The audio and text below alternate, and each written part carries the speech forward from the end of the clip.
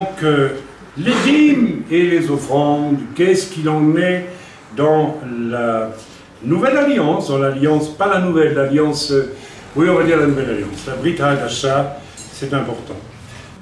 On reste juif quelque part, c'est curieux. Nous allons lire ensemble 2 Corinthiens 8, tout 2 Corinthiens 8, qui est un manifeste formidable quant à la générosité. Nous allons essayer d'aller dans les choses essentielles concernant ce problème de la dîme et des offrandes. L'essentiel, c'est votre cœur, c'est ça. Si vous avez compris ça, vous avez tout compris. Le reste, c'est autre chose. On lit ensemble. Nous vous faisons connaître, frères, la grâce de Dieu qui s'est manifestée dans les églises de la Macédoine. La grâce de Dieu qui s'est manifestée dans l'église de la Macédoine. Alors on va voir de quelle grâce de Dieu il s'agit. Ce n'est pas la grâce en général. Ici, la grâce va avec certaines choses qui ont été vécues. À travers la grande épreuve de leur affliction, donc les Macédoniens, leur joie débordante et leur pauvreté profonde ont produit avec abondance de riche libéralité de leur part. Waouh! Voilà la grâce qui leur a été faite. Ils sont dans des épreuves et les afflictions. Ils sont très pauvres et par la grâce de Dieu, ils vont produire des richesses, des libéralités, des dons, des offrandes. Il n'est pas question ici de dîmes, je le dis tout de suite en passant, ni d'offrandes, ni de libéralité. Je ne sais pas quel est le mot en grec, mais libéralité, c'est-à-dire, voilà, ce n'est ni dîmes, ni offrandes, c'est libéralité, c'est générosité, des dons, c'est tout. Il n'y a rien ni d'autre. Hein. Alors ce qui est formidable, c'est que ces gens-là, et Paul va accepter leurs offrandes, parce qu'il en a besoin. Mais ce qui signifie aussi que, évidemment, Dieu va pourvoir et a pourvu aux besoins des Macédoniens. Vous vous rappelez l'exemple que je vous donnais, je m'excuse de devoir le rappeler, quand nous étions jeunes chrétiens, tout jeunes convertis, ma femme et moi, n'est-ce pas, le premier du mois, nous avions une petite rentrée de pas grand-chose. Quand on a payé le loyer, l'électricité et le téléphone, il nous restait juste de quoi vivre une semaine. Et un jour, j'ai dit, ben voilà, on va tout donner à une œuvre. Et on a tout donné, n'est-ce pas? Donc on n'avait plus rien pour vivre le mois. Et on a vécu comment? Ah ouais, on a eu des problèmes pendant un mois, c'est ça, on n'a pas eu le moins de problèmes pendant un mois. J'en ai déjà donné le témoignage, n'est-ce pas? Nous avons vécu le mois en 15 secondes. Je ne sais pas comment on a fait, en 5 minutes. Nous l'avons virtuellement vécu, ça. Extraordinaire. On s'est vu manger chez des gens, je ne sais plus qui, alors qu'on était chez nous. Hein. Complètement transportés par l'Esprit de Dieu ailleurs, alors qu'on était chez nous. Enfin, j'ai jamais rien compris à cette aventure, de la même façon que l'évangéliste Philippe ne comprend certainement toujours pas comment Dieu l'a transporté de Samarie jusqu'à Gaza, hein, mais il l'a fait. Donc, notre Dieu est un Dieu du surnaturel. Hein, et si nous sommes assez intelligents et assez audacieux que pour faire confiance à Dieu, eh bien, alors j'ai pas dit que vous deviez tous donner, tout ce que vous... C'est quand Dieu nous le montre, bien sûr. Nous l'avons fait une fois. J'ai fait une deuxième fois lors d'un héritage, j'ai donné 95%, parce que Dieu me l'a demandé de le faire. Ok. Je pense que ces 2 opportunités, où avec ma femme, nous avons obéi à Dieu, nous avons tout donné, ça nous a marqué pour la bénédiction qui nous a suivis pendant 40 ans. C'est très simple. Dieu veut voir votre cœur.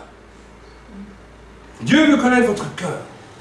Et je voulais montrer, à travers le message que je vous donnais, que certaines personnes, ce n'est pas toujours le cas, peuvent utiliser la dîme comme un réducteur. C'est-à-dire, j'ai donné la dîme, ça suffit. Donc Dieu, tu ne me demandes plus rien. Attention à ça. Non. Ici, ils ont fait part de libéralité alors qu'ils étaient dans les afflictions, dans l'épreuve, et qu'ils étaient pauvres. Paul continue, il dit, ils ont, je l'atteste, donné volontairement selon leurs moyens, et même au-delà de leurs moyens. Donc, ils étaient pauvres, ils ont donné selon leurs petits moyens, et alors qu'ils étaient pauvres, ils ont donné au-delà de leurs moyens. Et même au-delà de leurs moyens, nous demandons avec de grandes instances, vous vous rendez compte, nous demandons, parce que Paul a vu leur pauvreté, et probablement que Paul, comme ça m'est arrivé quelquefois, j'ai prêché un jour dans une église où il y avait des pauvres, ça se voyait, et comme l'église ne pourvoyait pas aux besoins des pauvres, j'ai refusé l'offrande. J'ai dit, je ne peux pas accepter l'offrande. Pas possible. Donc Paul probablement l'a dit, et ils ont dû insister, ils ont dû dire Ils ont demandé avec de grandes instances. Ils ont rassemblé toutes les... Non, non, Paul, on veut te donner ces sous. Parce qu'on a à cœur. Le cœur est ouvert, on veut. Ne te tracasse pas pour nous, Paul, Dieu va pourvoir. Ah, c'est merveilleux, des gens pareils. Ça, c'est ça la foi, n'est-ce pas? Et c'est pas moi qui... Je ne suis pas en train de prêcher un message pour soutenir l'offrande ici. C'est pas du tout ça. Je vous lis la parole de Dieu. Et je vais vous démontrer que, voilà, ça c'est arrivé parce que l'Esprit de Dieu leur a mis à cœur. Et là, on retombe déjà sur nos pattes avec le message chez nous. Chez nous, nous faisons ce que Dieu nous demande de faire. Dieu te demande de donner 1 euro, tu donnes 1 euro. Dieu te demande de donner autant, tu donnes autant. Dieu te demande de donner à un frère, un serviteur de Dieu, à qui que ce soit, tu te débrouilles, c'est ton problème. Je n'ai jamais exigé que tout l'argent des offrandes vienne dans les boîtes chez nous. D'ailleurs, vous savez, même moi, il m'arrive de donner de l'argent à des gens qui servent à l'œuvre, parce que Dieu me demande de le faire. Je ne vous dis pas pourquoi, parce que ça ne se fait pas. Et vous pouvez le faire aussi, si Dieu vous y conduit vraiment, et si ça vient vraiment de Dieu, mais ça ne soit pas non plus un prétexte pour dire que vous voulez vous faire bien voir par une autre œuvre, hein, parce qu'il y a des gens qui fonctionnent comme ça. Bref, on revient à la parole de Dieu. Verset 5. Voilà, verset 4. Nous demandons avec de grandes instances la grâce de prendre part à l'assistance destinée aux saints. Et non seulement ils ont contribué comme nous l'espérions, mais ils se sont d'abord donnés eux-mêmes au Seigneur, puis à nous par la volonté de Dieu. Moi, j'aime bien ça. En réalité, ils se sont d'abord donnés eux-mêmes. Voilà. Le problème de beaucoup de chrétiens qui chipotent de toutes sortes de façons pour ne pas soutenir les serviteurs de Dieu, c'est qu'ils ne les aiment pas. Ou bien qu'ils ont un rapport intéressé. Combien de chrétiens viennent, ou de juifs messianiques, viennent écouter un serviteur de Dieu parce que, allez, donne, et puis après je viens de te trouver, je me rends conseil, tu prieras pour moi. Vous savez, à une époque, je faisais de la relation d'aide ici en Suisse. J'ai fait pendant 3 ans, 4 ans à peu près. Et un jour, j'ai vu, mais c'était un scandale grave, j'ai vu un couple qui est venu, c'était des gens venus des pays de l'Est, et alors ils en avaient une couche, hein. Ils en avaient une couche de choses à régler. Et la première fois, j'ai fait un travail énorme avec eux, et puis ils sont repartis, merci, au revoir, etc., etc. Alors je n'ai jamais soumis la relation d'aide avec des centaines et des centaines de personnes, peut-être même plus que des centaines, peut-être des milliers, peut-être je ne sais pas combien, enfin bref, je n'ai jamais soumis ça à offrande. Ça ne se fait pas. Jamais, c'est complètement déplacé de dire c'est autant.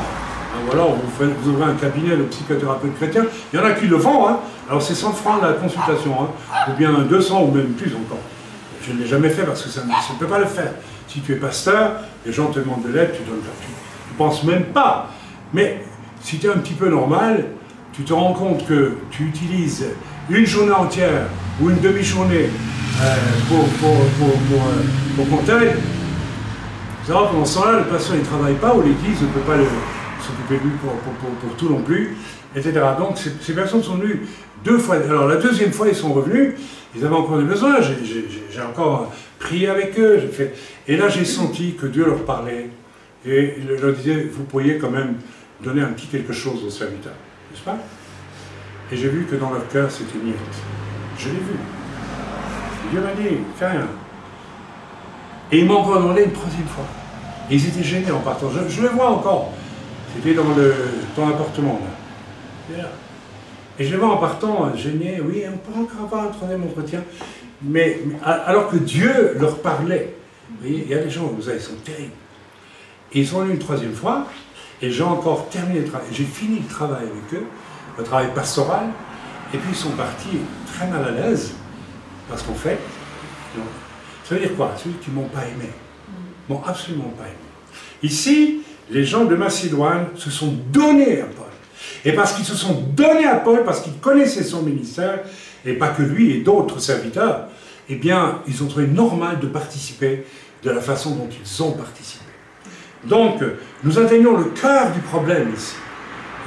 C'est du cœur que nous devons répondre aux besoins, et très souvent nous faisons semblant de ne pas voir les besoins. quand je pense que j'ai appris un jour ici en Suisse qu'il y avait une église de plus de 150 membres, eh bien, avec des gens riches dans cette église, et le pasteur devait travailler et en plus exercer son ministère, le pasteur. Mais écoutez, moi j'aurais des missionnaires, je dis, mais ça va pas, non? Quoi, je dois négliger ma famille, mes enfants. Ce pasteur avait femme et enfants. Il devait travailler 8 heures par jour, et en plus il devait assumer les cultes, les réunions, les entretiens et tout ce qui s'ensuit. Donc il ne s'occupait jamais de ses enfants, hein, et sa femme non plus. Et puis, elle aurait vu des missionnaires, c'est absolument, c'est un scandale, n'est-ce pas? Vous voyez, ces gens n'aimaient pas le pasteur. Ils aimaient une espèce d'outil à leur service à eux, mais c'est tout, ça ne va pas plus loin. Donc l'amour est le cœur du problème. Dans le domaine des offrandes, c'est le cœur, c'est l'amour. Amen. Nous avons donc engagé, dit Paul au verset 6, Tite à achever chez vous cette œuvre de bienfaisance comme il l'avait commencé. Donc, ils ont continué apparemment. Apparemment, ils ont continué à donner pour... parce que Paul a besoin d'argent pour... je pense que c'est pour... Non, c'est pour les chrétiens de Jérusalem. Pour Jérusalem, hein, pour les pauvres à Jérusalem. Ok. Je ne dis pas ça pour donner un ordre, mais pour éprouver par l'exemple du zèle des autres la sincérité de votre amour. Donc Paul écrit aux Corinthiens ici, et il dit, je vous donne cet exemple-là, non pas par zèle pour vous exciter à donner, mais pour voir la sincérité de votre amour. Vous voyez, mais il faut lire les versets après versets. Paul ne veut pas nécessairement, il donne cet exemple aux Corinthiens, il dit voilà ce qu'à Macédoine ils ont fait, n'est-ce pas? Et c'est pas la Macédoine de fruits, hein, c'était des vrais Macédoniens, ceux-là. D'accord? C'est où la Macédoine? C'est au nord de la Grèce. D'accord? Eh bien, Paul dit, je vous donne cet exemple non pas pour... je ne vous donne pas par là un ordre de faire la même chose, non. Mais je veux vérifier votre zèle et la sincérité de votre amour. Donc Paul questionne. En fait, l'apôtre Paul, guidé par l'Esprit de Dieu et par les réalités profondes de comportement, qui doivent être bibliques, nous interpelle à travers les âges sur la sincérité de notre amour. Ah oui. Si j'aime vraiment la personne, vous savez, moi, chaque fois que je viens, je prie avec ma femme, je dis, qu'est-ce qu'on va donner comme offrande? Et parfois, elle reçoit un montant et moi, je reçois le double, c'est arrivé. Qu'est-ce qu'on fait? Ben, on donne la partie haute. Parce que je n'ai pas envie que mon amour diminue. Ça peut arriver, vous voyez? Donc, notre amour doit être vérifié constamment, n'est-ce pas? Ah, quel est... Voilà, c'est ça le... Car vous connaissez la grâce de notre Seigneur Jésus-Christ, qui pour vous s'est fait pauvre de riche qu'il était, afin que par sa pauvreté, vous soyez enrichis. Vous vous rendez compte de... Est-ce que vous vous rendez compte de tout ce que Paul nous dit là? Les Macédoniens sont pauvres, mais comme ils aiment, ils se donnent. Comme Christ qui était riche, se donne. Se fait pauvre pour nous. C'est extraordinaire ce qu'il dit là. Quel est le moteur de tout ça? Mais c'est l'amour, mes amis. Le voilà le moteur, il est là. Et il n'y a rien d'autre. Je ne vais pas donc lire tout le reste, ce n'est pas nécessaire. Voilà, je crois que je peux quand même le lire, ça vaut la peine. Car vous connaissez la grâce de notre Seigneur Yeshua Mashiach, qui pour vous s'est fait pauvre de riche qu'il était, afin que par sa pauvreté vous soyez enrichis. C'est un avis que je donne là-dessus, car cela vous convient, à vous qui non seulement avez commencé à agir, mais qui en avez eu la volonté dès l'année dernière. Achevez donc maintenant d'agir, afin que l'accomplissement selon vos moyens réponde à l'empressement que vous avez mis à vouloir. La bonne volonté, quand elle existe, est agréable en raison de ce qu'elle peut avoir à sa disposition et non de ce qu'elle n'a pas. Car il s'agit non de vous exposer à la détresse pour soulager les autres, mais de suivre une règle d'égalité. Dans la circonstance présente, votre superflu pourvoira à leurs besoins. Le but du Seigneur, je vais venir à la fin du message, parce que nous devons parler aussi, quel usage faisons-nous de l'argent qui est collecté? C'est très important. Le premier but du Seigneur, c'est que nous soyons tous à égalité. Le serviteur comme n'importe quel croyant dans l'œuvre. Et c'est pourquoi nous avons commencé par travailler à l'époque, il y a des années, nous avions des femmes divorcées qui manquaient de moyens, et donc nous avons décidé de les aider, etc., etc. Et puis nous avons élargi ça en disant, chaque membre dans la veuve qui passe par un moment difficile, ça peut arriver à tout le monde, il a le droit immédiat à recevoir une aide de la part de tout le monde. Et que tout le monde doit s'en sortir de la même façon, en gros c'est ça. C'est pas du communisme, c'est de l'amour bien pratiqué. On est d'accord là-dessus. Donc c'est très important. Voilà, afin que leur superflu pourvoie pareillement au vôtre, en sorte qu'il y ait égalité, selon qu'il est écrit, celui qui avait ramassé beaucoup n'avait rien de trop, et celui qui avait ramassé peu n'en manquait pas.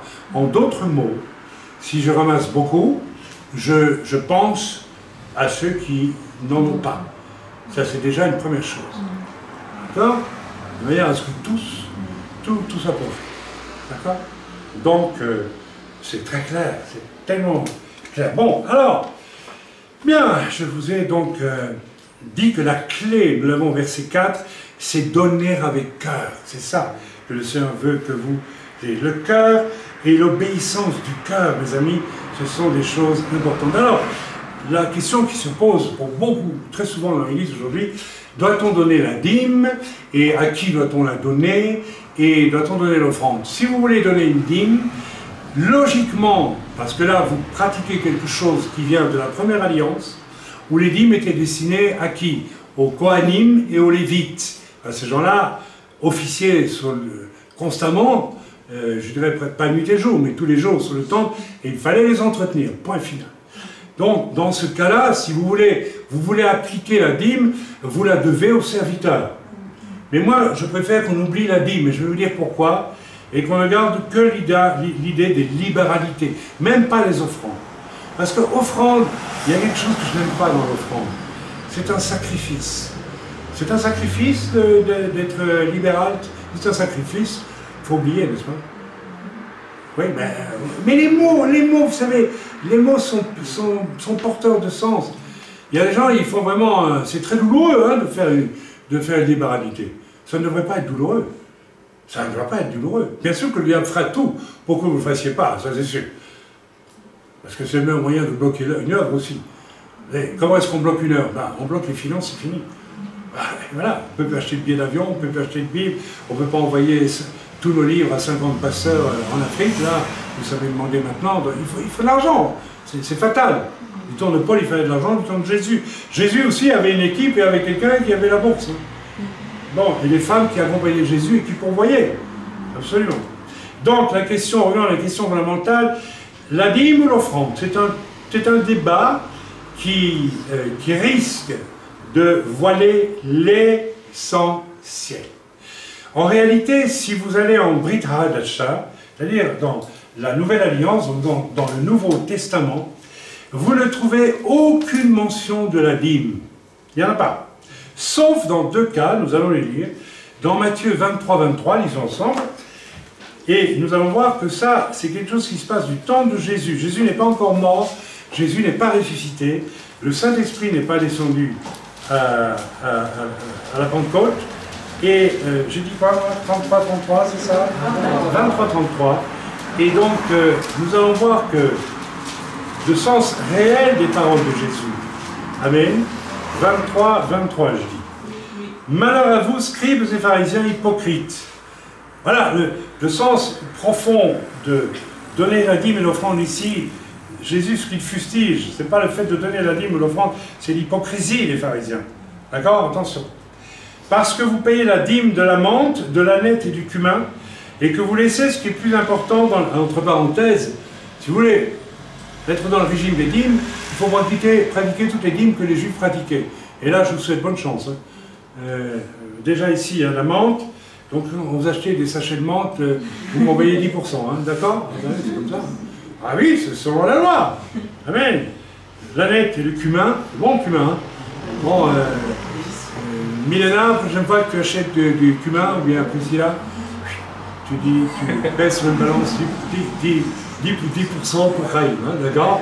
Et vous pouvez aller voir toutes les dîmes dans la première alliance, vous allez rigoler, hein, c'est peut-être bien plus que 10% que vous pouvez donner. Peut-être 40% ou presque à peu près. Alors, amusez-vous à ça si vous voulez. Non, mais essayons d'être sérieux. Essayons d'être sérieux.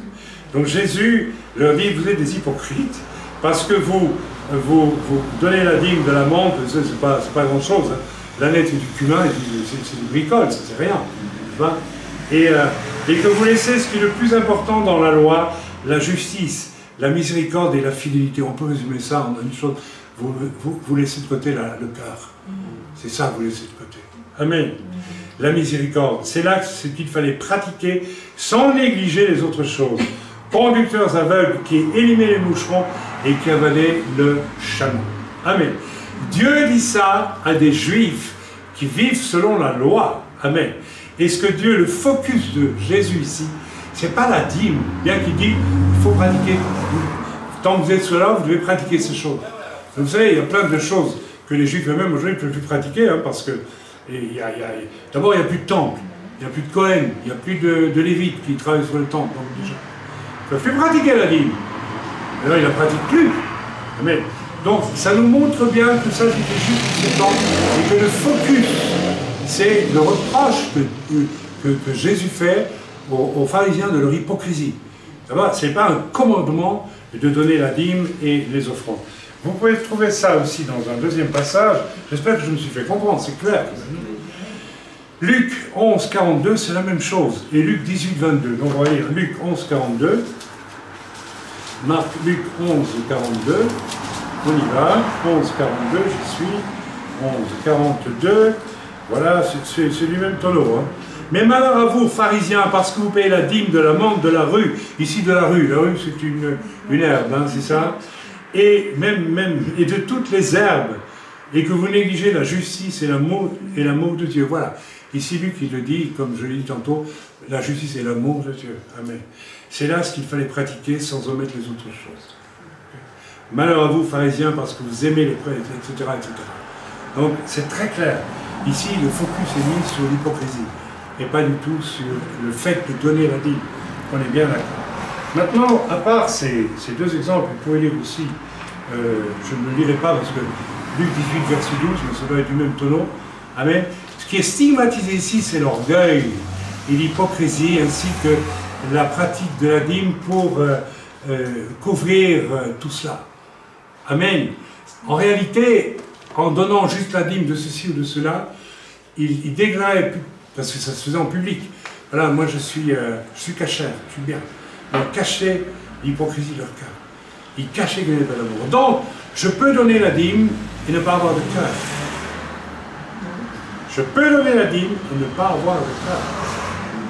Et j'ai connu plusieurs, en préparant ce message, je me suis rappelé plusieurs personnes que nous avons connues.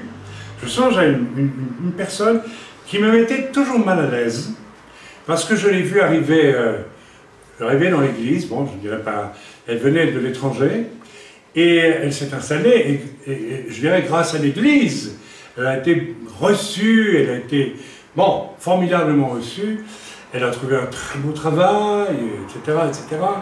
Et puis, quand j'allais chez elle, au fur et à mesure que j'allais chez elle, j'avais un malaise. Alors, je voyais qu'elle se meublait de plus en plus, de façon très, voilà, on sentait qu'elle attachait beaucoup d'importance. Alors attention, moi aussi je suis meublé, et puis on a essayé de faire que ce soit joli. Hein. Vous savez, il y a aussi ce problème avec les chrétiens, quand c'est joli, c'est douteux. Vous savez, on peut avoir du joli et pas cher. Hein. Vous pouvez venir chez moi, vous ne trouverez pas grand-chose de très très cher. Hein. Les 3/4 j'ai reçu, et puis le reste j'ai acheté, quand je pouvais. Hein. C'est tout, voilà. Ça regarde que moi. Mais j'avais un problème chez cette sœur, parce que quand j'allais là-bas, il y avait quelque chose qui me faisait penser qu'il y avait un cœur sec, un cœur dur. Et un jour, j'ai compris, parce que cette sœur donnait sa dîme, mais c'était comme ça tombait tous les mois comme un tchac, comme un coup près.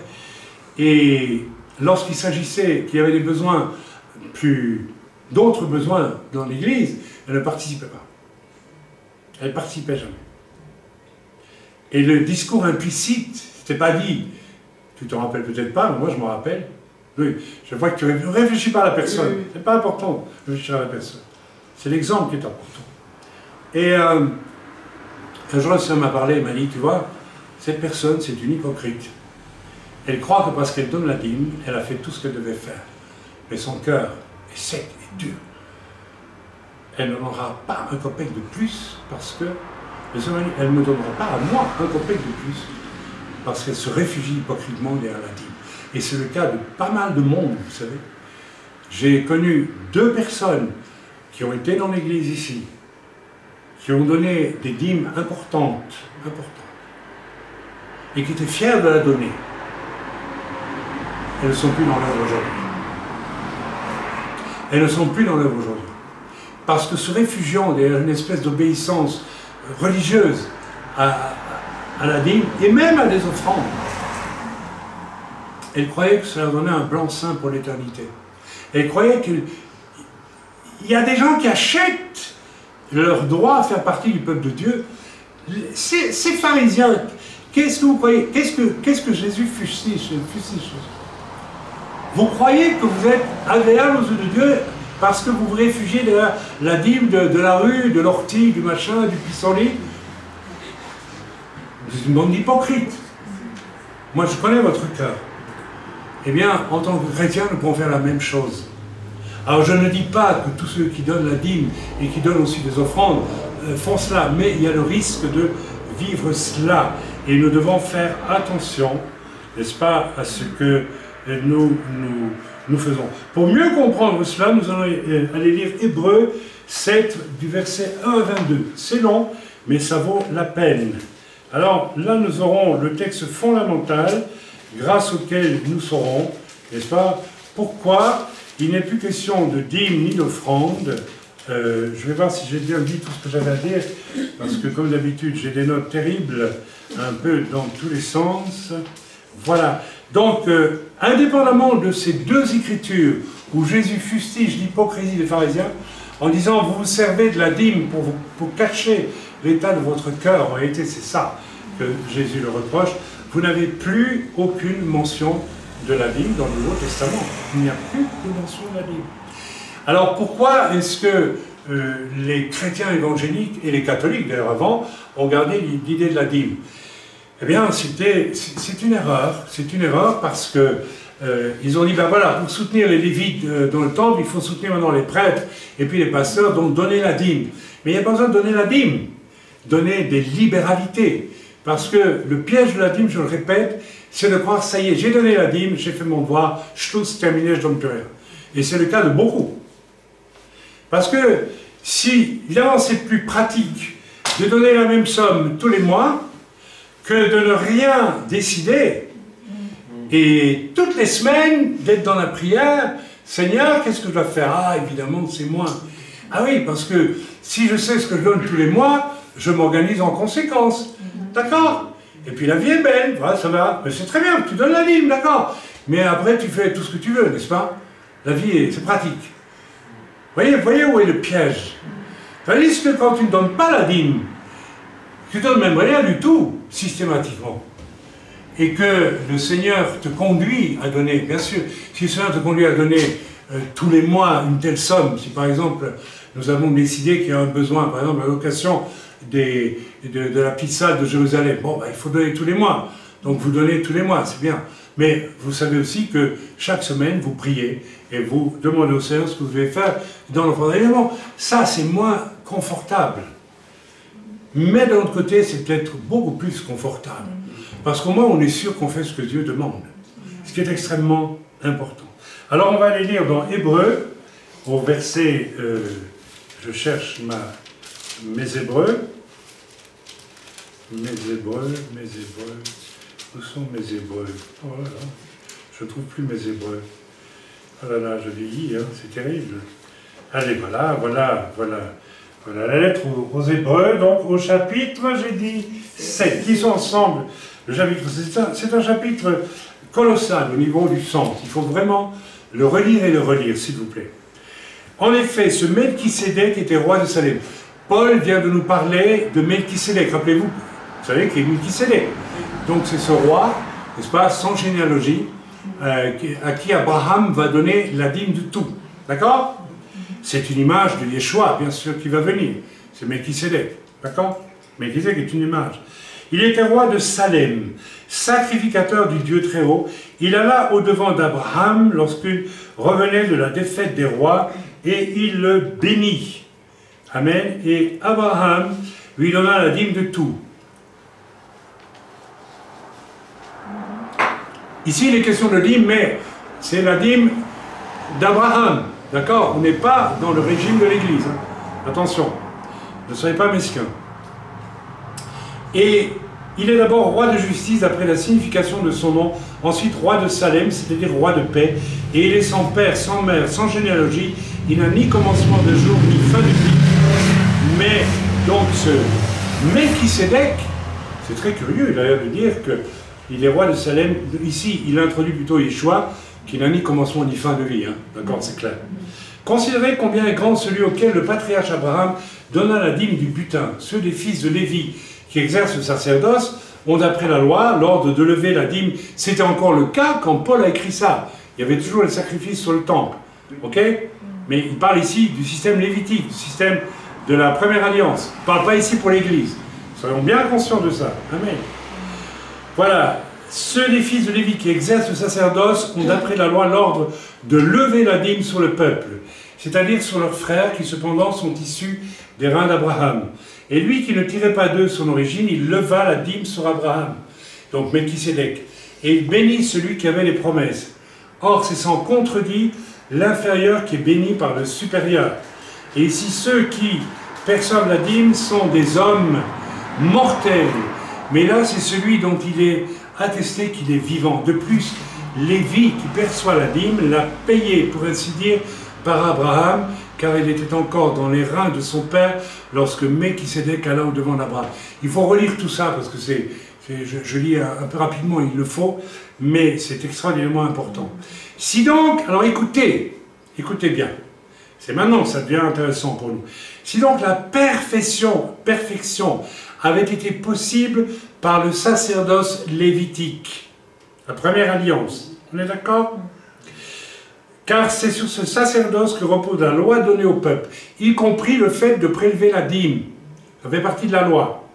Et il dit, si la perfection a été possible par le sacerdoce lévitique, était-il encore nécessaire qu'il paraisse un autre sacrificateur selon l'ordre de Melchisédek et non selon l'ordre d'Aaron? En gros, Yeshua HaMashiach, qui est paru.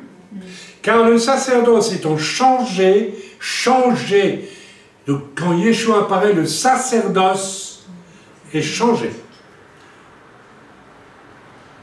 On ne sacrifie plus d'animaux sur le temple, ça n'a plus de valeur. Je suis désolé. C'est le sacrifice de Yeshua, qui est victime expiatoire, qui initie un nouveau sacerdoce. Et d'ailleurs, c'est tellement vrai que 70 ans après, le temple a été détruit, depuis 2000 ans, jusqu'à aujourd'hui, il n'est pas reconstruit. Il n'est pas reconstruit. Et s'il doit être reconstruit, ça sera le temple de l'Antéchrist. Et il sera détruit. S'ils peuvent le reconstruire. Quand Yeshua reviendra, il reconstruira le temple, mais on analysera un jour pourquoi et comment il va le reconstruire. On revient sur l'Écriture. Car le sacerdoce étant changé, il y a aussi nécessairement un changement de loi. Donc, il y a un changement de loi, la loi des dîmes disparaît, mes amis. Ok, alors qu'est-ce qui la remplace? On va y venir. En effet, celui de qui ces choses sont dites appartient à une autre tribu dont aucun membre n'a fait le service de l'autel. Car il est notoire que notre Seigneur, en plus, est sorti de Juda, tribu dont Moïse n'a rien dit pour ce qui concerne le sacerdoce. Donc, c'est extraordinaire. Le sacerdoce lévitique était fait au profit des Lévites, c'était le sacerdoce depuis Aaron, n'est-ce pas, l'ancêtre des Lévites. Je suis probablement de la tribu de Lévi moi-même, mais je ne revendique rien de ça, puisqu'il y a 2000 ans que c'est fini, donc on n'en parle plus. On a peut-être le nom, c'est tout, quelque part, et puis c'est tout, ça s'arrête là. Amen. Mais, en plus, le nouveau sacerdoce, il est accompli par quelqu'un qui n'était même pas de la tribu de Lévi, qui était de la tribu de Juda. Donc, ça veut dire que, vraiment, tout ce qui était de la loi, tout le sacerdoce de la loi a été accompli et dépassé en Yeshua. Je ne dirais pas aboli, je dirais dépassé. Ça veut dire qu'il est toujours là, mais il y a eu mieux. Il y a eu mieux. Si vous ne croyez pas que Yeshua c'est mieux que la loi, alors vous avez un problème. Et c'est le problème de certains, qui insidieusement se laissent entraîner vers « ouais, mais Yeshua », et puis finalement, moi je vois les chrétiens en Afrique qui croient qu'ils sont d'origine juive et qui finissent par se convertir au judaïsme et qui renoncent à Jésus. Ah ben oui, mais non, attendez, il faut savoir ce qu'on veut. Alors il faut faire un choix là. Moi, Yeshua, il ne bougera jamais. C'est pas possible. Ok? Moïse n'a rien dit pour ce qui concerne le sacerdoce. Cela devient plus évident encore quand il paraît un autre sacrificateur à la ressemblance de Melchisédek, Yeshua Mashiach. Institué non d'après la loi d'une ordonnance charnelle. Paul dit, la loi est une ordonnance charnelle. C'est quelque chose que Dieu a commandé, mais que Moshe a charnellement imposé au peuple d'Israël. En réalité, la loi a dû être imposée parce que les Juifs ne l'auraient jamais suivie sans qu'elle soit imposée. Ils ont démontré, nos pères ont démontré à foison qu'ils étaient capables de ne pas respecter la loi. Ok, mais nous, en Yeshua Mashiach, nous avons le pouvoir d'aller plus loin que la loi, de respecter la loi, de ne pas faire le mal, bien sûr, de la respecter. On n'a pas besoin même de la... J'ai pas besoin de mettre un talit avec des tzitzit. Pourquoi? Parce qu'un talit avec des tzitzit, je peux le mettre si je veux. Mais ça dit quoi? Je respecte la loi. Les tzitzit, ça me parle de toutes les mitzvot. Je suis sous la loi. Non, là, je ne me mets pas sous la loi. Je me mets sous la loi accomplie, dépassée par Yeshua. Amen. C'est ça qu'il faut que je vive. Ok, mais vous avez compris. Ok. Voilà. Donc, on va au verset 18. Il y a donc ainsi abolition, vous entendez ce qui est écrit, d'une ordonnance antérieure à cause de son impuissance et de son inutilité. Si vous vous contentez de la dîme, ou si vous voulez pratiquer la dîme, vous pratiquez quelque chose d'impuissant et d'inutile. Parce que Dieu ne veut pas que vous ayez un truc système pour vous satisfaire, il veut votre cœur. Il veut votre cœur. Ce que Dieu n'a pas obtenu de certains juifs, pas tous, beaucoup de juifs ont répondu du cœur à l'appel du Messie. Mais ce que Jésus n'a pas obtenu de la plupart des pharisiens, en tout cas de plusieurs, c'est une réponse de cœur. Amen. Ok. Si, je répète, il y a ainsi abolition d'une ordonnance antérieure, tout ce qui est de la loi est absolument impuissant, il devient inutile. Car la loi n'a rien amené à la perfection et introduction d'une meilleure espérance par laquelle nous nous approchons de Dieu. Ok? Voilà. Voilà, on s'arrête, on a compris. On a vraiment compris que déjà là, nous avons de quoi réfléchir. Bien. Alors je continue. Ok? Voilà, donc je vous ai parlé des... Voilà, donc bien, je vous ai parlé de tout cela. Donc la clé, on y revient. Nous l'avons au verset 4 de 2 Corinthiens 8, c'est le cœur, n'est-ce pas? Et tout ce passage que nous avons lu avant ça, dans, laissez-moi que je ne dise pas de bêtises, dans la lettre aux Corinthiens, et qui parlait des Macédoniens, le cœur du problème, c'était bien, n'est-ce pas? C'est ce que j'ai lu, 2 Corinthiens 8, pardonnez-moi. Donc c'est le cœur. Amen. Ce que Dieu veut, c'est notre cœur. Examinons maintenant certaines erreurs graves, très graves, qui se pratiquent autour des dîmes, des offrandes, mais surtout des offrandes aujourd'hui. Il y a ce grand courant, hélas, de ce qu'on appelle l'évangile de la prospérité, qui est une abomination. C'est quelque chose qui est païen à la base. C'est une forme de magie. Je vais vous le démontrer, c'est de la magie religieuse pour essayer de soutenir à Dieu quelque chose. C'est exactement ce que les païens font quand ils allaient adorer des dieux. Ils offraient une carotte au dieu Zeus, ils offraient une tomate au dieu Vénus, pour avoir, je ne sais pas, la réussite aux élections. Zeus, Zeus, le grand chef. Et puis on allait mettre une carotte à Zeus, lui, bon, tu donnes une carotte, maintenant tu me donnes le pouvoir. Et il le croyait, hein, ça marchait comme ça. En fait, il donnait une carotte à des démons, hein. Et puis il donnait une tomate à Vénus pour que leur fiancée soit belle. Qu'est-ce que je... Non, mais c'était ça. C'est de la magie, c'est du rituel idolâtre, n'est-ce pas? Eh bien, c'est rentré dans l'Église complètement avec cette fameuse doctrine. Tu donnes 10 francs, soi-disant au Seigneur, mais tu me donnes 10 francs, et Dieu va t'en donner 100. Alors on dit, c'est pour le Seigneur, mais en fait c'est pour le gars. Hein.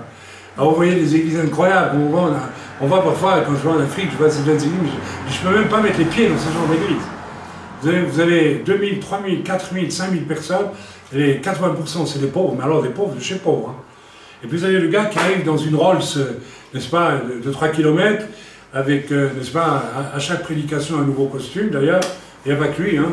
Il y en a aux États-Unis comme ça, ils ont un nouveau costume à chaque prédication. Et puis pas des costumes qu'on achète sur l'homme moderne, hein. Vous voyez ce que je veux dire? Ou chez Daxon, ou je ne sais où, là, des trucs à prix très moyen, là. Non, c'est du bon, hein. Ah, ben, c'est de la soie, hein, c'est tout ce qu'il faut. Hein. Non, c'est pas de la soie, je sais pas, c'est pas de la soie. C'est la toile toute simple, je ne sais pas comment on appelle ça. Amen. Et puis ces gens-là, qu'est-ce qu'ils font? Ils prêchent. Ils prêchent. Comme un jour j'ai assisté, n'est-ce pas, à ce scandale d'une réunion ici en France, n'est-ce pas, dans le sud de la France, avec des gens connus, hein. Alors il y avait un parterre de j'appelle ça le paumé. Les gens à problème, ça se voyait dès qu'on les voyait. Et alors, il y avait un parterre de 3-4 serviteurs de Dieu qui tombaient, qui se relevaient, qui tombaient, qui rigolaient. Enfin voilà, ils avaient l'onction. Moi, je crois qu'ils avaient souvent un problème, mais enfin, ils avaient soi-disant l'onction. Et les gens assistaient à tout ça. Les gens, ils n'avaient pas l'onction. Mais les gars, sur l'estrade, ils avaient l'onction. C'était des... Pas une fois la Bible n'a été ouverte, on n'a rien prêché, on n'a même pas prié pour les malades. Rien du tout. Mais alors, le discours de ce monsieur qu'on appelle un revivaliste, qui n'a jamais connu le mois de réveil, mais sa carte de visite, c'était revivaliste, attention. Et vous voyez comment les gens abusent. On fait les cartes de visite, alors là, revivaliste, c'est tout le monde court, on va écouter, n'est-ce pas, la nouvelle vedette. Alors il y a des gens maintenant qui savent surfer sur la vague aussi. C'est l'époque des faux prophètes qui surfent sur la vague.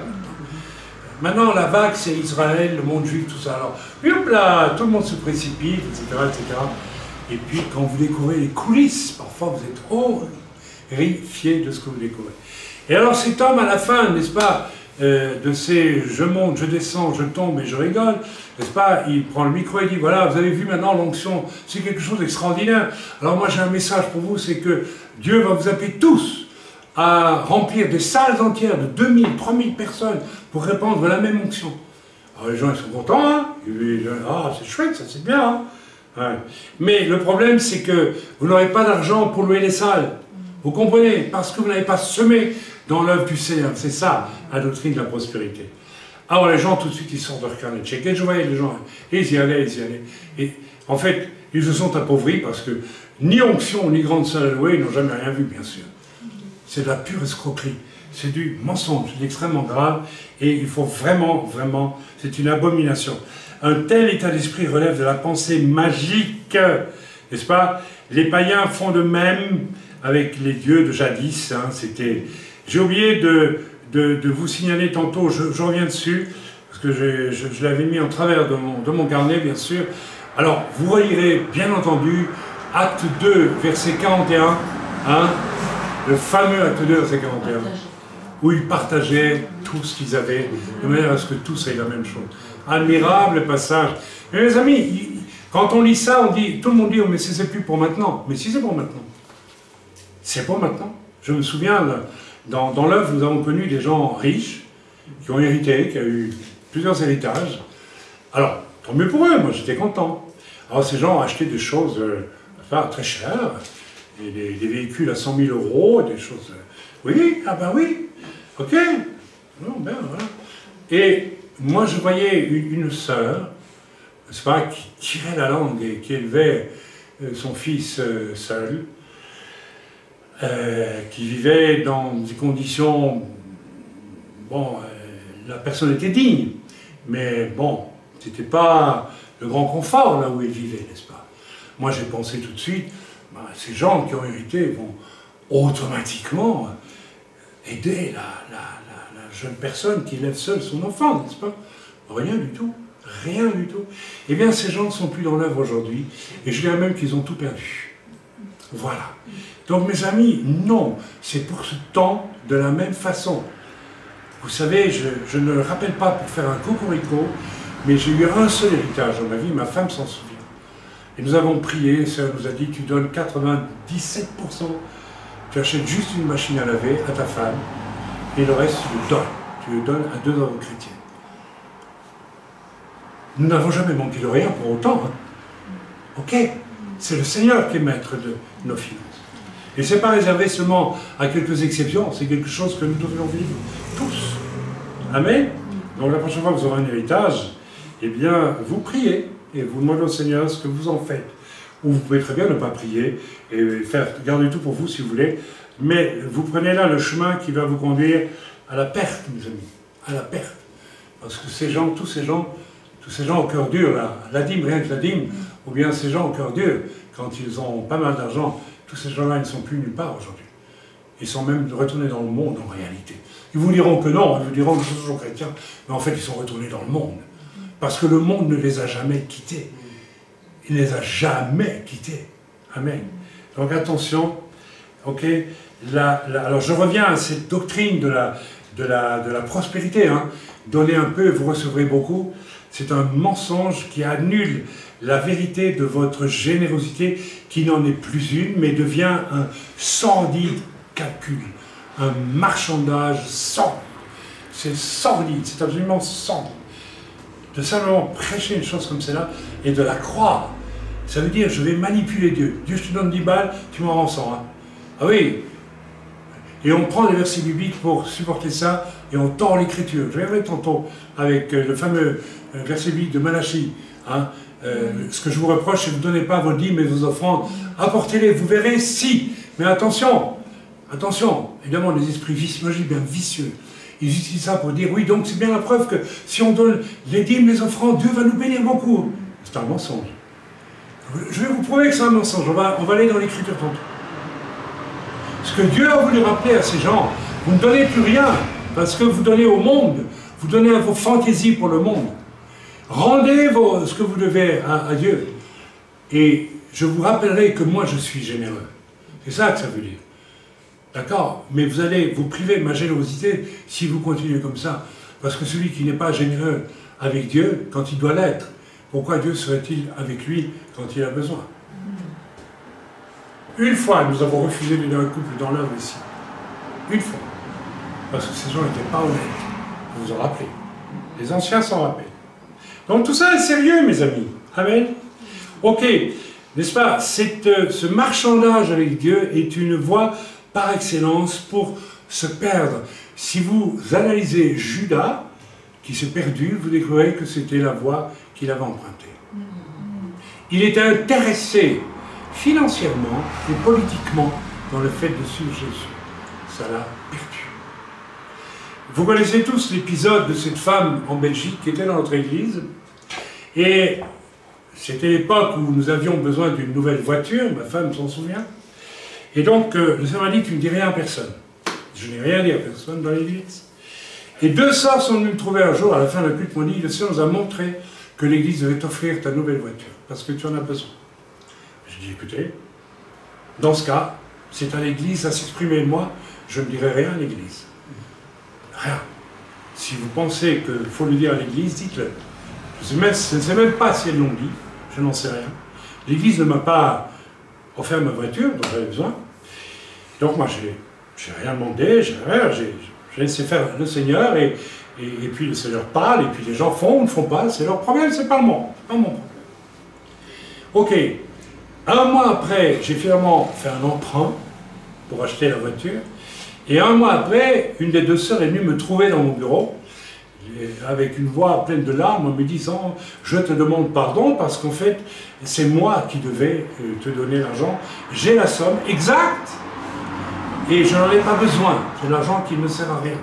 Donc le Seigneur m'avait dit de te le donner et je n'ai pas oublié. » Je dis « Écoute, c'est bien de demander pardon, mais garde encore l'argent pendant 15 jours et vérifie vraiment bien que c'est Dieu qui t'a demandé. » Alors elle l'a fait, puis finalement, j'ai eu une surprise, j'ai vu sur mon compte en banque que l'argent était arrivé.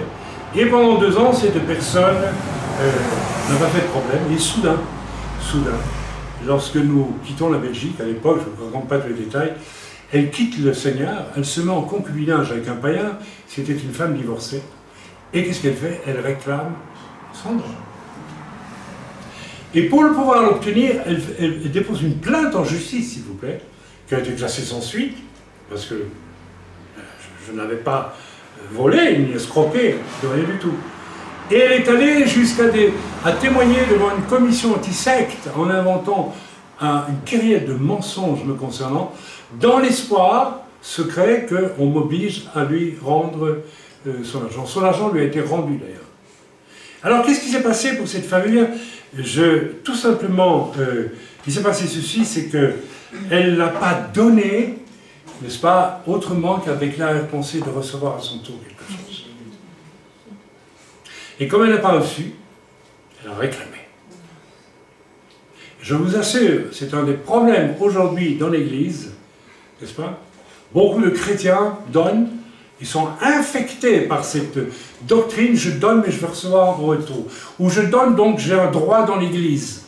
Moi j'ai connu des gens qui m'ont tendu, n'est-ce pas, un jour un couple m'a tendu, n'est-ce pas, une dîme qu'ils avaient mis de côté pendant 1 an, parce qu'ils n'avaient plus dans aucune église, ils m'ont tendu tu dois partir, hein, c'est ça. Vas-y, te gêne pas, il n'y a pas de souci.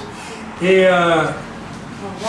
enfin, et quand ils m'ont donné cet argent, j'ai eu un malaise profond, parce que j'ai vu qu'il y avait comme un triomphe chez eux. Donc maintenant, je suis quelqu'un dans l'église, parce que je donne cet argent. Ça, c'est malsain. Eh bien, ces personnes aussi nous ont trahis d'une façon horrible à l'époque. Donc, nous devons être certains, dans le domaine de l'argent, quand nous le donnons, que déjà nous avons en dehors de notre esprit cette idée fausse, je vais recevoir en retour. Tu n'as pas à le faire parce que tu espères recevoir. Pour la simple et bonne raison que si tu penses que tu espères recevoir, c'est que tu doutes aussi de Dieu qui peut te donner. Tout simplement. Donne et attends que Dieu te donne et il te donnera. Si Dieu t'utilise toi pour aider un autre, pourquoi est-ce que Dieu n'utiliserait pas un autre pour t'aider toi? Enfin, c'est ridicule, n'est-ce pas? Donc nous devons absolument, ce que je vous racontais avec cette sœur de Belgique, c'est un exemple extrême de quelqu'un qui n'a donné qui n'a pas donné d'un cœur pur, qui a donné avec une arrière-pensée de recevoir ou d'obtenir quelque chose. Ok, c'est un exemple extrême, mais les églises où l'on cultive cette doctrine et cet état d'esprit malsain, n'est-ce pas, sont remplies de gens qui attendent, n'est-ce pas, en vain, que la bille de la roulette s'arrête sur leur nom. Hein. On est en plein dans quelque chose de l'ordre du magique, là, vous voyez, c'est plus de la foi, ça. Vous comprenez? C'est complètement occulte, c'est extrêmement dangereux. Ok? C'est complètement vain, amen. J'ai entendu récemment une sœur me raconter que dans certains milieux, maintenant, on a mis au point pire encore. C'est-à-dire que maintenant, les gens se font un hôtel, paraît-il, je ne sais pas si j'ai bien compris, un hôtel, une table, peut-être un hôtel en pierre, je ne sais pas moi, ou en or massif, va-t-on savoir, je ne sais pas. Moi. Et alors, on dépose l'offrande qu'on va faire sur l'autel pour demander à Dieu de voir l'offrande et de la bénir, parce que, bien sûr, en retour, tu vas me donner beaucoup. Donc, on met en scène son offrande, n'est-ce pas, pour que Dieu la voie bien. T'as vu mon offrande, hein, t'as vu? T'as pas vu? Mais c'est pas possible, t'as vu. Il a vu. Ça y est, tadam, les compteurs commencent à tourner. Je vais recevoir 10 fois plus, quoi, ou 100 fois plus. Non, on rit avec ça, mais on rit parce que c'est méprisable, mais malheureusement, c'est extrêmement dangereux. Alors, est-ce que Dieu, n'est-ce pas, nous bénit financièrement? Oui! Ya! Ken! Yes! Si! Dites-le dans toutes les langues, mais bien sûr. Mais attendez, vous êtes nés, Dieu s'occupe de vous. Mais c'est évident qu'il nous bénit. Amen. Regardez, Abraham, il était riche, mais Abraham avait un cœur grand comme ça. Regardez, quand avec son neveu Lot, ils arrivent, n'est-ce pas loin de la vallée du Jourdain, qui à l'époque était fertile et belle, n'est-ce pas, Sodome et Gomorrhe, c'est juste après. Et alors, il y avait l'autre voie, que je connais bien, par plus loin le désert, en réalité. Il y avait de l'herbe, mais quand même beaucoup moins. Et Abraham est le patriarche. Il pourrait dire, les bergers d'Abraham et Lot se disputaient, n'est-ce pas? Alors Abraham, qui est ça, dit, écoute, on va mettre un terme aux querelles. Hein? Donc, et Abraham, qu'est-ce qu'il dit? Je suis le plus âgé, donc moi je vais aller vers la vallée fertile, et toi, le gamin, tu vas aller vers l'autre partie. C'est logique. Non, il ne dit pas ça. Il dit, je te donne le choix, Lot. Ce qui voulait dire implicitement, va par la partie fertile. Va par ce côté-là. et moi je prendrai l'autre. Ça, c'est un homme qui a un cœur généreux, n'est-ce pas? Ça, c'est un homme qui a un cœur généreux. Alors évidemment qu'Abraham était riche. Ne serait-ce parce que Dieu savait qu'il pouvait compter sur lui pour donner. Tout simplement. Ah bah oui. Amen. Alors je ne peux pas vous donner un truc pour donner riche ici. Autrement, je retomberai de nouveau dans la doctrine d'être dans l'abondance. Mais que Dieu, Paul le dit, je me plais dans la précarité comme dans l'abondance, dit Paul. Donc Paul a eu des moments où il était dans l'abondance. Il avait tout ce qu'il fallait, même un peu plus sans doute. Mais il se contente de ce qu'il a quand il l'a. C'est tout. Ok? Donc, non, Dieu, mes amis, est généreux et il a tout prévu pour chacun de nous. Bien évidemment, si mon cœur est généreux, je peux m'attendre aussi d'abord à une bénédiction extraordinaire. Parce que celui qui est généreux, il a une paix de l'âme, il a une joie dans son... Je sais pas, il y a plus de joie à donner qu'à recevoir, me dit l'Écriture. Il y a une sérénité aussi. À partir du moment où j'obéis à Dieu, je suis serein. Vous savez, moi, chaque Shabbat, je viens, et on va faire l'offrande tantôt, je prie aussi avec ma femme, et je donne ce que Dieu me demande de donner. Après, je suis en paix, je suis serein, je suis content. J'ai fait ce que Dieu me demandait. Je ne donne pas la dîme tchic-tchic comme ça. Je pourrais le faire, hein, mais je ne le fais pas. Peut-être que je donne bien plus que la dîme. J'en sais rien, je ne sais pas ce que je donne, moi j'obéis à Dieu. Parfois, voilà, puis vous aussi vous le faites. Donc le Seigneur est bien. Alors, on en peut en profiter pour lire le fameux Malachie 3, 8 à 10, sur lequel s'appuient tous ceux qui parlent de donner la dîme et les offrandes, n'est-ce pas? Alors, allons voir ça dans Malachie. Alors, bien sûr, là aussi, il y a une interprétation qui est, d'abord, c'était pour l'alliance selon la loi, et ce n'est plus du tout, n'est-ce pas, valable. Et puis, le but, le focus de la parole, là, c'est Malachie combien? 3. Voilà. Où est-ce que ça se trouve? Voilà. Depuis le temps de vos pères, verset 7, vous vous êtes écartés de mes ordonnances, vous ne les avez point observées. Revenez à moi et je reviendrai à vous, dit l'Éternel des armées. Voilà le focus. Vous n'avez, non seulement en matière de dîmes, d'offrandes, etc., sous la loi, mais en matière de bien d'autres choses, depuis le temps de vos pères, vous vous êtes écartés de moi, de mes ordonnances. Revenez à moi et je reviendrai à vous. C'est ça le focus de Dieu. Amen. Ce n'est pas tellement les dîmes et les offrandes. Et vous dites, en quoi devons-nous revenir? Oui, ils sont gonflés, évidemment. Ah ben oui, hypocrite vain. Un homme trompe-t-il Dieu, car vous me trompez? Vous dites, en quoi t'avons-nous trompé? Dans les dîmes et les offrandes, vous êtes frappés par la malédiction et vous me trompez, la nation tout entière. Apportez à la maison du trésor toutes les dîmes, afin qu'il y ait de la nourriture dans ma maison. Le but, c'est qu'il y ait de la nourriture dans la maison de Dieu. Les Lévites ne pouvaient plus accomplir le sacerdoce lévitique parce que les gens n'apportaient plus rien pour nourrir les Lévites. Mais il y avait quand même, quand les gens montaient pour apporter un sacrifice, les Lévites devaient quand même travailler, mais ils n'avaient plus rien. Peut-être qu'ils mangeaient des rutabagas à l'époque, j'en sais rien. Comme nous pendant la guerre ici en 40. Amen. Ok, donc le but, ce que Dieu nous dit en filigrane ici, en réalité, vous n'avez plus de cœur, les amis. Et ça cause des problèmes, à mon œuvre. Voilà. Et il dit, mettez-moi de la sorte à l'épreuve. Il dit, pourquoi est-ce que Dieu veut qu'il les mette à l'épreuve? Qu'il le mette à l'épreuve? Et tout simplement parce qu'il ne croit plus en Dieu. C'est tout. Il ne faut pas raccorder le fait de donner les dîmes et les offrandes au fait que l'on va être béni, parce que Dieu dit ici, mettez-moi à l'épreuve. Ça veut dire que vous n'y croyez plus. Vous avez oublié la manne dans le désert, vous avez oublié les chaussures qui ne sucent pas, vous avez oublié tous les miracles, vous avez tout oublié. Vous n'avez pas arrêté d'oublier tout ce que j'ai fait pour vous. Mais mettez-moi à l'épreuve et vous verrez si, moi, je ne viens pas vous bénir. Ok, vous comprenez le focus ici? C'est, voilà, ils se sont tellement éloignés, ils sont tellement allés vers le monde, en d'autres mots, vers leur seul plaisir, leur seule préoccupation, que Dieu veut les ramener à lui. C'est ça le sens profond ici. Et on ne peut pas se baser là-dessus. Même chez les Juifs, pour dire, il faut donc donner les dîmes et les offrandes pour que Dieu nous donne beaucoup, beaucoup, beaucoup en retour. Vous avez compris? Nous avons compris, c'est encore plus vrai dans la nouvelle alliance. J'espère que nous commencerons à comprendre certaines choses. Voilà, et donc s'appuyer là-dessus pour justifier, comme ça se fait dans tous les endroits où on prêche la prospérité, eh bien c'est une abomination.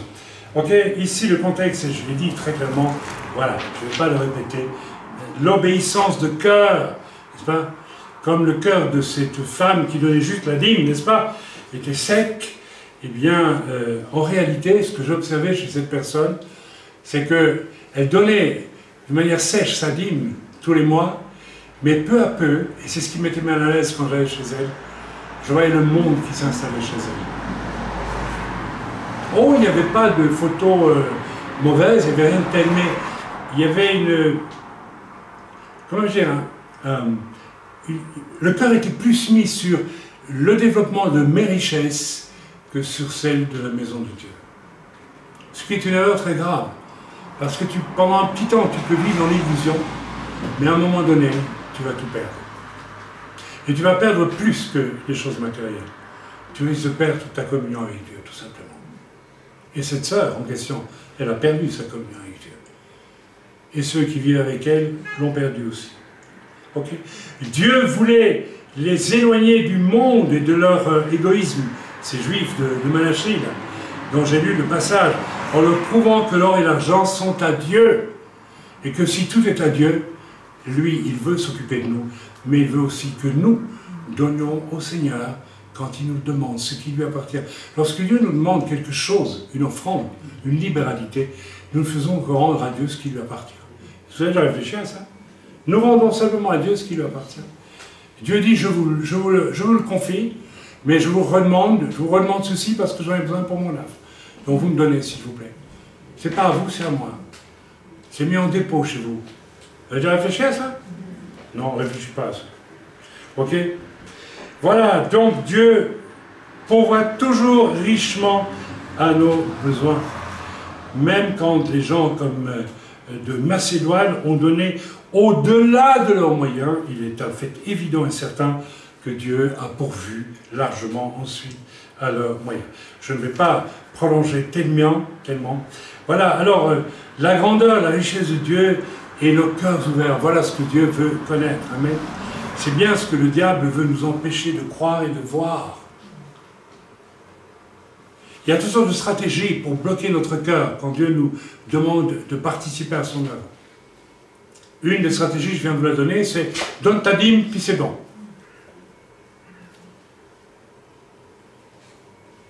Donc tu te coupes de la dépendance de Dieu. En fait, c'est toi-même qui décides, quelque part.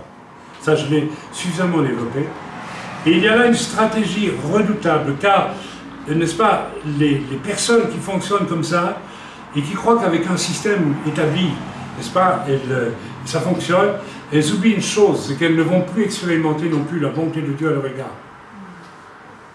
Elles ne vont plus l'expérimenter.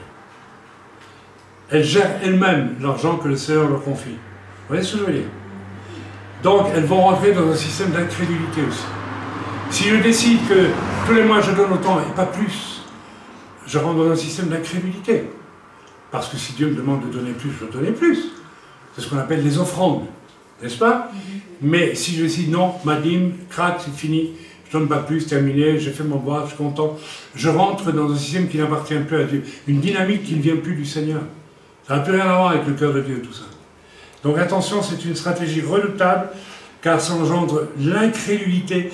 Et l'incrédulité va engendrer quoi? L'avarice. Combien de chrétiens donnent leur dîme, et point final, on en rencontre plein dans les mondes évangéliques, n'est-ce pas? Et puis en réalité, ils sont archi-avares, parce que tout le reste, ils l'organisent rien que pour eux, n'est-ce pas? Alors qu'il ferait peut-être mieux d'oublier ce système. Amen. C'est une espèce de foi à l'envers qui les dirige et qui les fait douter de quelque chose d'extraordinaire, de la générosité de Dieu. Ils ne connaissent pas la générosité de Dieu, et ainsi ils déplaisent à Dieu.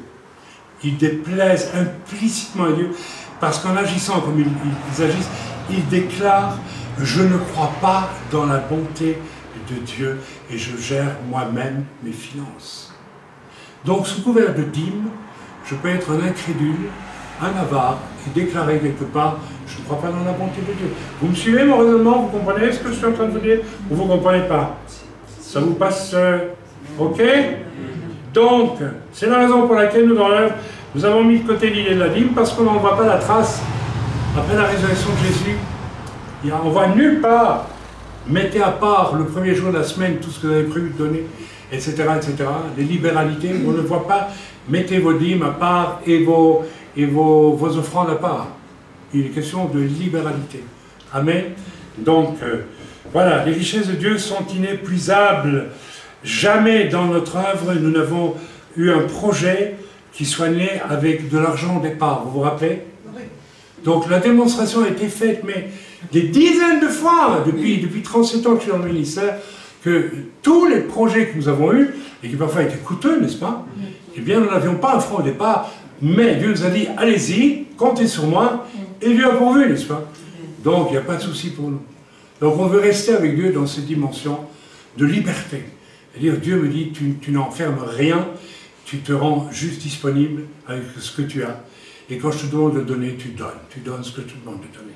C'est notre principe à nous, et nous pratiquons ainsi certainement pas la doctrine de la prospérité. Amen. Ok, donc ce fameux « je donne 10 et je ressens 100 », enfin, c'est quelque chose que nous devons vraiment éliminer à tout jamais. Je termine le message, donc je l'ai dit, chez nous, nous ne pratiquons simplement la prière de cœur ouvert. Okay? Les besoins sont communiqués dans l'œuvre. Vous avez le rapport toutes les semaines, vous le savez. Vous savez quels sont les frais. Et puis, lorsqu'il y a des frais extraordinaires, vous le savez aussi. Après, c'est vous qui décidez. C'est moi qui décide, c'est vous qui décidez, c'est chacun individuellement qui décide ce que Dieu lui demande de faire. Et ça fonctionne très bien. Depuis qu'on fait ça, on voit quand même que tout, n'est-ce pas, se passe bien. Attention, j'en profite pour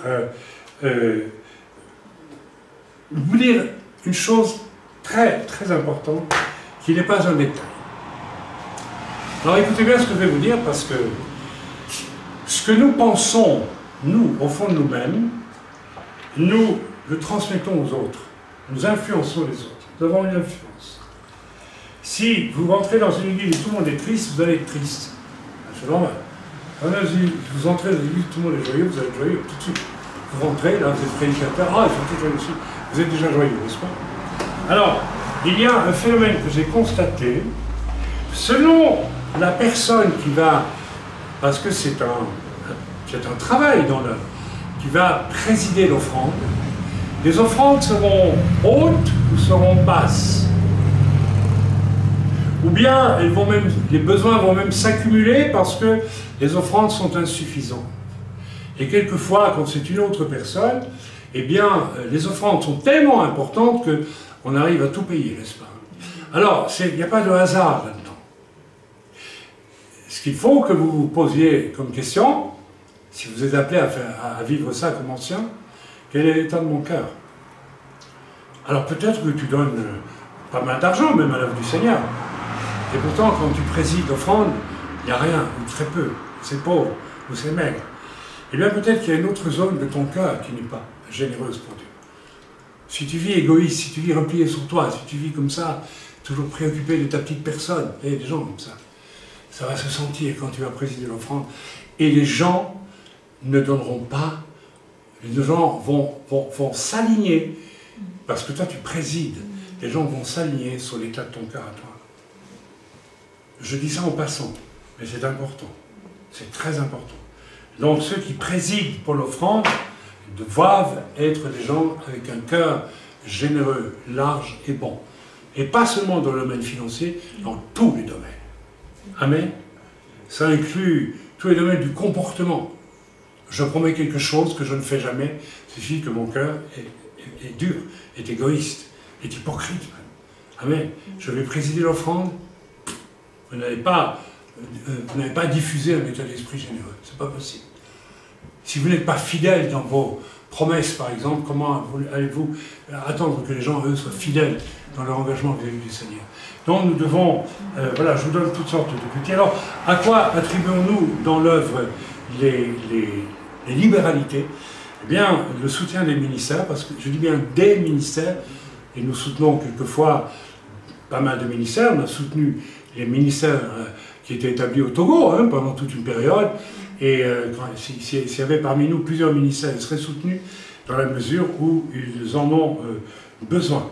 Okay, et possiblement même des anciens pourraient être, si un ancien par exemple était responsable, était évêque, était responsable en tant qu'ancien de 3 ou 4 églises, il ne pourrait pas faire autrement que d'être à temps plein, on le soutiendrait, n'est-ce pas? C'est tout à fait normal. Ok? Donc oublions l'idée que, n'est-ce pas, surtout cette chose que j'ai entendue si souvent, oui mais Paul il faisait des temples. C'est une hypocrisie noire. Quand on lit toute l'Écriture, on se rend bien compte que Paul a fait une fois des tentes, mais pas tout le temps des tentes. Il a fait les tentes quand il est arrivé à un endroit où il a vu, par délicatesse, il a vu que les chrétiens étaient des jeunes chrétiens, des jeunes convertis, et il a eu des raisons de penser, je ne peux pas m'attendre à être soutenu par eux. Donc il a travaillé à ce moment-là. Mais le reste du temps, vous lisez l'Écriture, Paul était soutenu, mes amis. Paul était soutenu par les libéralités des églises. Les églises où il passait, parfois d'autres églises. Et aussi Paul recevait des libéralités pour porter aux pauvres à Jérusalem. Alors si on traduit ça chez nous dans l'église, nous devons utiliser, et c'est un des deuxièmes points que j'ai, n'est-ce pas, pour ceux qui sont dans les besoins dans l'église. J'en ai parlé suffisamment, donc c'est la deuxième chose à laquelle il faut pourvoir. Je dirais même que c'est la première. Je crois que si je savais que quelqu'un est dans des gros problèmes financiers, eh bien, je demanderais peut-être que le soutien que l'on veut me donner, ou bien je le transférerais moi-même à la personne. Il faut en fait aller vers ce qui est urgent, tout simplement. Il faut avoir du cœur, n'est-ce pas? On est bien d'accord. Alors, pour mettre un terme à tout jamais à ce mensonge qui veut que Paul a toujours travaillé, ce n'est pas vrai. Nous lisons dans 2 Corinthiens 11, versets 8 à 9a, c'est Paul qui parle, hein. J'ai dépouillé d'autres églises en recevant d'elles un salaire pour vous servir. C'est clair. J'ai dépouillé, Paul dit j'ai dépouillé. J'ai dépouillé des églises. J'ai demandé un max là, pour pouvoir aller exercer le ministère chez les Corinthiens. J'ai dépouillé d'autres églises en recevant d'elles un salaire. Il a reçu un salaire, hein, pour aller vous servir, vous, les Corinthiens. Voilà. Et lorsque j'étais chez vous et que je me suis trouvé dans le besoin, je n'ai pas été à la charge de personne, car les frères venus de Macédoine ont pourvu à ce qui me manquait. Donc voilà 2 fois où Paul dit, c'est l'Église qui a pourvu à mes besoins. Alors, on met de côté définitivement cette idée, parce que ça c'est une hypocrisie noire aussi, c'est un scandale que de prêcher, oui, mais les pasteurs devraient travailler, les évangiles devraient travailler, les apôtres devraient travailler, les prophètes devraient travailler. Mes amis, je vais vous dire là, tout, pendant 7 années, au début que j'étais dans le ministère, j'ai travaillé, en plus que d'exercer le ministère. Pourquoi? Parce que l'église, n'est-ce pas, dont je m'occupais en Belgique, était une église dont tous les gens étaient issus du catholicisme, et dans l'offrande, on n'entendait pas faire clonk, c'était un bouton de culotte qui descendait. Alors je n'aurais pas pu vivre de ce que l'église ne voulait pas me donner. Donc j'ai travaillé quand même 7 années. Alors j'ai quand même le droit, maintenant je suis à temps plein depuis tant d'années, d'espérer quand même pouvoir légitimement vivre avec ce que l'Église peut faire pour moi. Bien, donc je n'en dirai pas plus. Donc les besoins dans l'Église ou autour de nous, si nous savons nous avons entendu récemment qu'un ministère avait vécu c'est le frère qui nous présente ces livres-là, avait eu un AVC. Bon, écoutez, je ne vous en ai pas parlé, hein, mais bon, j'ai trouvé normal de faire quelque chose pour lui, quoi. Hein. Ok, et puis je voulais pas, ça ne m'a pas dit de revenir vers vous pour le faire, il m'a dit fais-le toi. Moi je l'ai fait, voilà, c'est tout. Donc, on doit pourvoir aux besoins des saints, et d'une manière ou d'une autre, qu'ils soient de notre église ou pas, si c'est nous le monde. Je ne vais quand même pas laisser un homme qui a un AVC, et qui n'a pas de salaire, qui n'a rien du tout, parce qu'il est dans une église rapin, fini, n'est-ce pas, dans son pays. On ne va pas le laisser en disant « Oh, mais c'est à l'église, ça fait des choses. » Si l'église ne fait rien, bien toi tu fais. Mais absolument, n'est-ce pas? Soyons clairs, soyons clairs. J'ai vécu des choses, et j'ai vu dans l'église des choses tellement scandaleuses. Quand j'étais dans une église, tout au début de ma conversion, n'est-ce pas, le vieux pasteur qui était venu d'Angleterre avant la guerre, ou juste après la guerre de 40, et qui avait payé lui-même elle avait racheté un vieux cinéma qu'il avait payé de ses deniers à lui, tous les mois, en empruntant à la banque, hein, des choses comme ça, je ne sais plus. Peut-être que l'Église l'a aidé un peu à acheter aussi ce vieux cinéma. Et donc, et puis cet homme n'a pas eu de salaire, il était professeur de religion, je pense, ou des choses comme ça. Je ne sais même pas s'il y avait un petit salaire dans l'Église, ce qui était injuste, c'était absolument injuste. Et il a pu acheter une voiture, et lorsqu'il est parti à la retraite, vous savez ce qu'une vieille toupie, une vieille toupie, une vieille avare, mais alors là, une personne, quand elle est rentrée dans l'Église, tout le monde se taisait, parce que c'est moi la plus vieille du fille, hein. Vous savez, ce genre de chrétien-là. Horrible, horrible. Alors devant tout le monde, quand le vieux pasteur est parti à la retraite, vous savez ce qu'il a dit? Ah oui, mais moi je pense que c'est le Seigneur qui a donné l'argent au frère pour acheter une voiture, donc il doit laisser la voiture dans l'église. Donc cet homme partait à la retraite en Angleterre. Il n'avait pas assez d'argent pour vivre sa retraite, donc il a repris une place de concierge dans un immeuble. Un homme instruit, un homme de valeur. Et en plus, il devait laisser sa voiture en Belgique pour retourner en Angleterre. La voiture qu'il avait achetée lui. Parce que c'est Dieu qui lui avait donné l'argent pour acheter la voiture. Mais vous n'êtes pas horrifié. Mais on est où là? On est dans quel monde là? On est dans un monde absolument atroce. C'est un monde démoniaque ça. Ok? Donc pour conclure, dans l'œuvre chez nous, nous ne parlons pas de dîmes ni d'offrandes. Je me suis un peu précipité pour répondre à une sœur, parce que j'étais extrêmement fatigué. En fait, je ressentais surtout chez elle une générosité, donc j'ai dit bon, ben, c'est bon. Mais j'ai voulu faire cet enseignement qui reflète ce que nous vivons depuis très longtemps maintenant.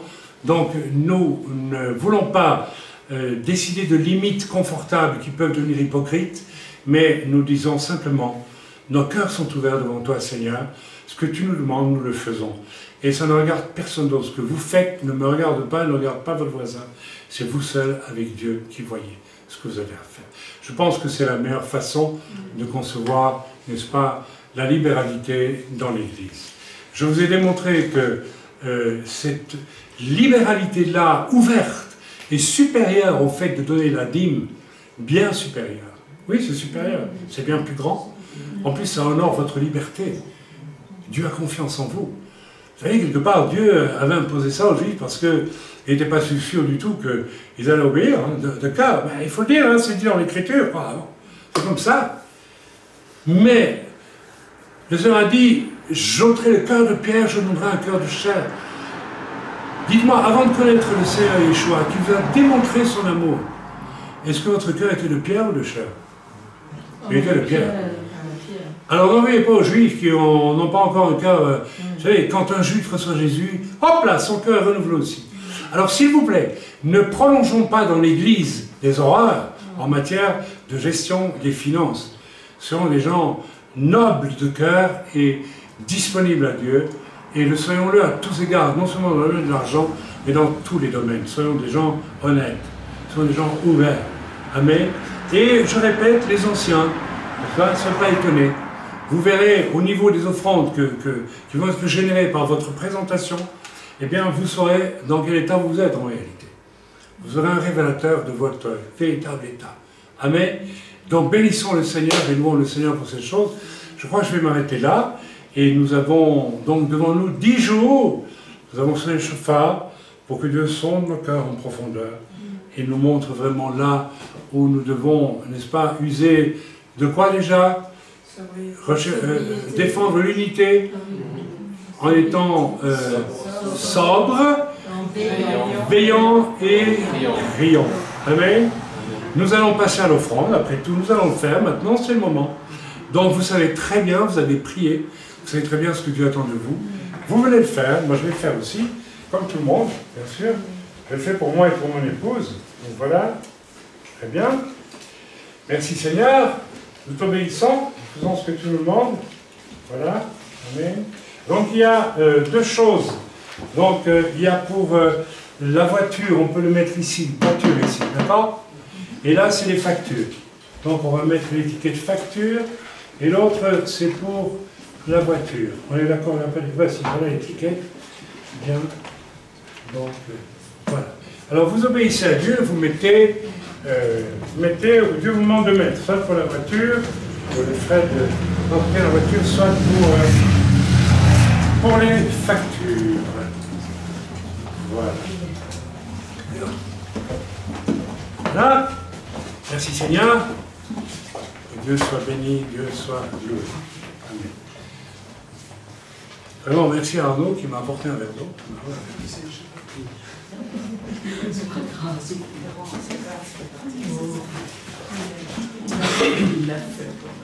En plus, elle est très bonne cette eau. Faut pas le dire. Elle est bonne. Elle dit ah oui, elle est bonne.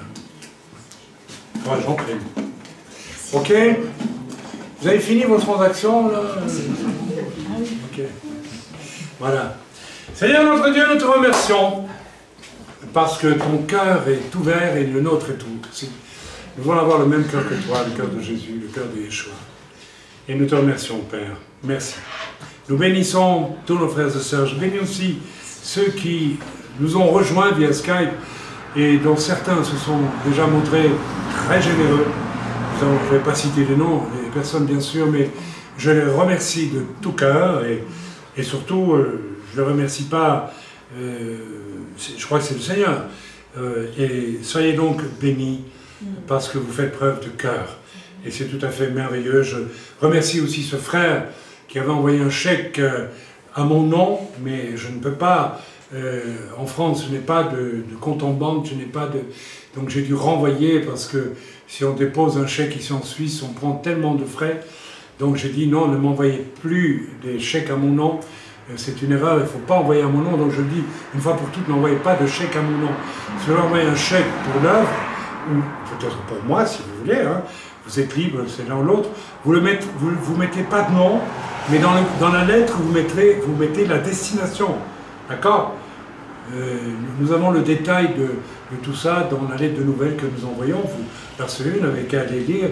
Il y a divers postes dans l'œuvre pour les soutiens. D'accord? Ou bien vous dites pour les factures, je ne sais pas, pour les besoins d'œuvre. En fait, je mets même maintenant dans les rapports en bas de lettre de nouvelles, ça tourne autour de 2000 francs par mois, 2000 francs suisses, les besoins que nous avons. C'est pas tellement quand même, hein. Et donc le reste, ben, ce sont des besoins extraordinaires. Seigneur, nous te remercions, nous te bénissons pour cette offrande, et nous te prions, Père, de la bénir. Merci de bénir aussi dans les cœurs de tous ceux qui nous entourent, Seigneur, cette vision très claire du fait que, Seigneur, le sacerdoce en Yeshua a supplanté le sacerdoce lévitique. Et dès lors, la dîme qui faisait partie du sacerdoce lévitique n'a plus de place dans l'Église, en fait. Si l'on voulait être honnête, on ne la trouve plus. Et tu l'as remplacée par quelque chose de bien plus grand. Seigneur, remplacée par un cœur ouvert constamment devant toi et pour toi. Merci Père parce que tu es aussi un Dieu au cœur ouvert. Ça, c'est le moindre des choses qu'on puisse dire de toi. Tu es un Dieu au cœur ouvert et tu veilles à nos besoins. Seigneur, bannis à tout jamais de nos cœurs l'incrédulité, le doute, l'égoïsme, l'avarice et toutes ces choses, ou les calculs mesquins, ou bien, n'est-ce pas, cette espèce de pensée magique de l'évangile de la prospérité que nous refusons complètement, Père. Moi, je veux être prospère par toi, parce que tu décides de me donner, mais rien d'autre. Je ne veux pas manipuler, je ne veux pas jouer à la roulette russe avec toi, Seigneur. Non, jamais. Pardonne l'Église pour cette abomination. Pardonne à ton Église, Père, dans le nom de Yeshua, ton Fils bien-aimé. Amen.